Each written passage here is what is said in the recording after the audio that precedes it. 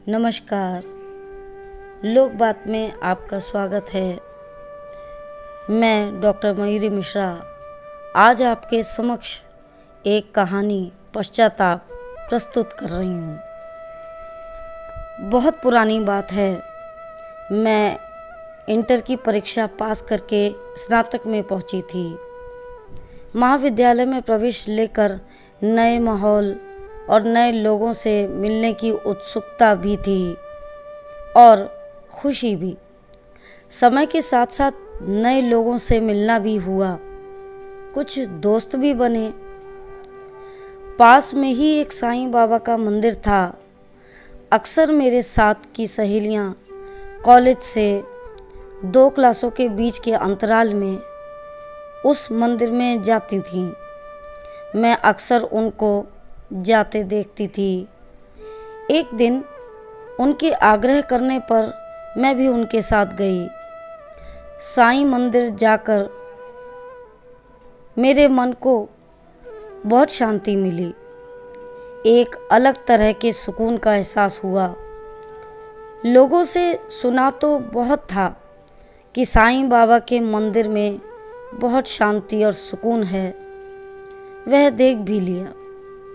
समय बीतता गया और मैं हर गुरुवार को साईं के मंदिर कॉलेज से सहेलियों के साथ जाने लगी। वैसे तो कभी किसी दिन कॉलेज जाना गोल भी कर देती थी, लेकिन गुरुवार को मंदिर जाने की चाहत में कॉलेज जरूर जाती थी।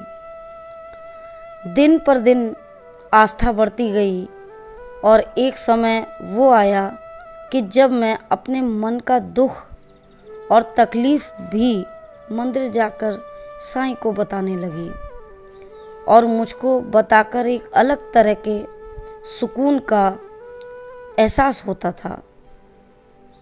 समय बढ़ता गया, परीक्षा के दिन करीब आ गए। एक दिन मेरी साईं भक्त सहेलियों ने मुझसे कहा, अगर 16 गुरुवार साईं की पूजा करो और 16 गुरुवार व्रत रखो तो साईं अपने भक्तों की हर मनोकामना पूरी करते हैं। परीक्षा करीब थी। परीक्षा अच्छी होने और अच्छे नंबरों से पास होने की मनोकामना मन में लिए 16 सोमवार और मैंने सहेली द्वारा बताई गई विधि के अनुसार उस दिन सुबह जल्दी उठकर साईं के मंदिर में प्रसाद चढ़ाने और भक्तों को मंदिर में भोजन खिलाने के लिए भोजन तैयार करना शुरू किया। कहीं देर न हो जाए इस वजह से जल्दी जल्दी काम निपटा कर मंदिर जाने के लिए तैयार होने जा ही रही थी, तभी दरवाजे पर किसी ने दस्तक दी। देर हो जाने के डर से और इस आशा से कि घर का कोई और सदस्य दरवाज़ा खोल देगा, मैंने अनसुना कर दिया। लेकिन पुनः दस्तक होने पर किसी और के दरवाज़ा न खोलने पर मुझे ही दरवाज़ा खोलने के लिए आगे बढ़ना पड़ा। इस झुंझलाहट के साथ कि मंदिर जाने में देर हो जाएगी, मैं दरवाज़ा खोलने के लिए जा रही थी। मन में ये डर लिए कि सुबह सुबह कोई मिलने वाला देर तक बैठने के लिए न आ गया हो। जैसे ही मैंने दरवाज़ा खोला तो मैं थोड़ी देर के लिए स्तब्ध रह गई, क्योंकि जो देखा वो उम्मीद से परे था। एक औरत मेरे दरवाजे पर खड़ी थी, बाल उजड़े हुए, मैले कुचले कपड़ों में जो जगह जगह से फटे हुए थे। लग रहा था बरसों से नहाई नहीं है। चेहरा मुरझाया हुआ, अपना पेट पकड़े हुए मुझसे बोली, 2 दिन से कुछ खाया नहीं है, खाने को रोटी मिलेगी क्या? बहुत भूख लगी है, मैं भूखी हूँ। मैं उलझन में फंस गई, क्योंकि मंदिर जाने को देर हो रही थी। हालांकि मुझे मालूम था कि रात का कुछ भी भोजन बचा हुआ नहीं था। ऐसा मानते हैं कि रसोई में बासी खाना होने की स्थिति में प्रसाद नहीं बनाया जा सकता। इस कारण रात में पर्याप्त भोजन ही बना था, जो कि रात में ही समाप्त हो गया था। फिर भी मैं रसोई में जाकर देखने लगी। भोजन के अलावा भी कुछ न था जिससे मैं उसकी भूख की तड़प को मिटा सकूं। लेकिन निराशा ही हाथ लगी, कुछ भी न मिल सका। अजीब दुविधा में फंसी सोचने लगी कि क्या करूं, क्योंकि प्रसाद के लिए बनाए गए भोजन को प्रसाद चढ़ाए बगैर नहीं दिया जा सकता। ऐसा मानते हैं कि जो भोजन भगवान का प्रसाद चढ़ाने के लिए बनाया जाता है, वो भोजन प्रसाद चढ़ाए बगैर किसी को दिया नहीं जा सकता, क्योंकि ऐसा भोजन झूठा माना जाता है। और वो दरवाजे के अंदर बेचैनी और आशा से झांक रही थी कि जल्दी से उसको कुछ खाने को मिल जाए और वो अपनी भूख की तड़प को मिटा ले। मैं निराश भाव से वापस लौट कर आई और मैंने बड़ी विनम्रता से हाथ जोड़कर माफ़ी मांगते हुए उससे विनम्र निवेदन किया कि मेरे पास तुमको देने के लिए अभी कुछ नहीं है। मैं मंदिर जा रही हूँ प्रसाद चढ़ाने के लिए। तुम थोड़ी देर बाद आना, प्रसाद चढ़ाकर मैं तुमको ये भोजन खाने को दे दूँगी। यह सुनकर उसका चेहरा उदासी से भर गया और वो उदास होकर चली गई। मैं जल्दी जल्दी तैयार होकर मंदिर जाने के लिए बाहर आई और मंदिर दूर होने के कारण मैंने एक रिक्शे वाले को आवाज़ दी।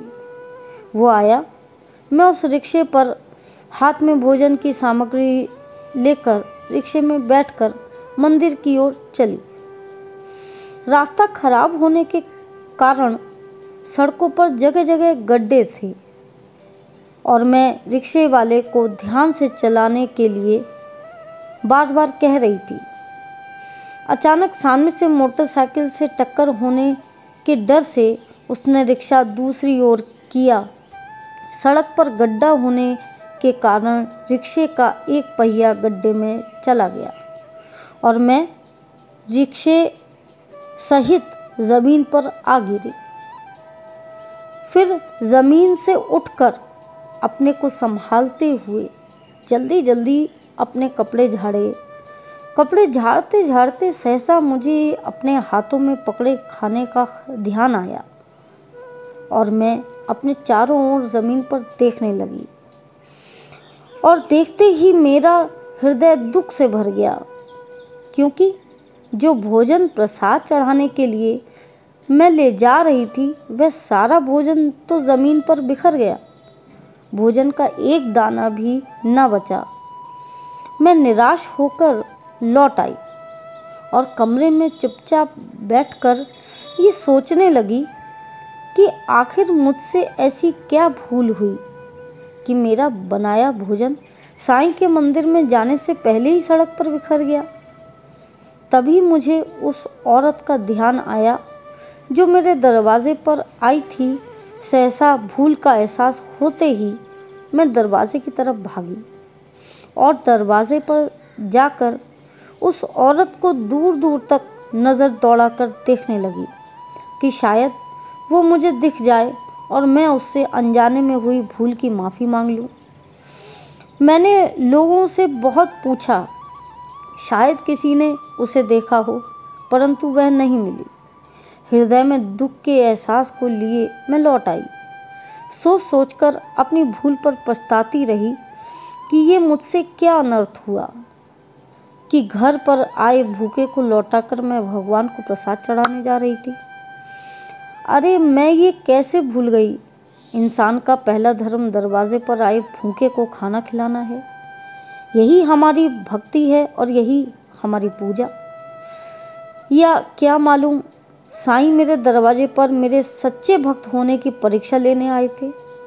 अफसोस, मैं इस अंधविश्वास के कारण परीक्षा में फेल हो गई और ये सोचती रही कि भूल का पश्चाताप अब कभी नहीं हो सकता, क्योंकि कुछ भूल ऐसी होती हैं जिनका पश्चाताप नहीं हो सकता। फिर दोबारा कोई भूखा मेरे दरवाजे पर आएगा कि नहीं? अपनी भूल का प्रायश्चित करने का मौका मिलेगा या नहीं, मालूम नहीं।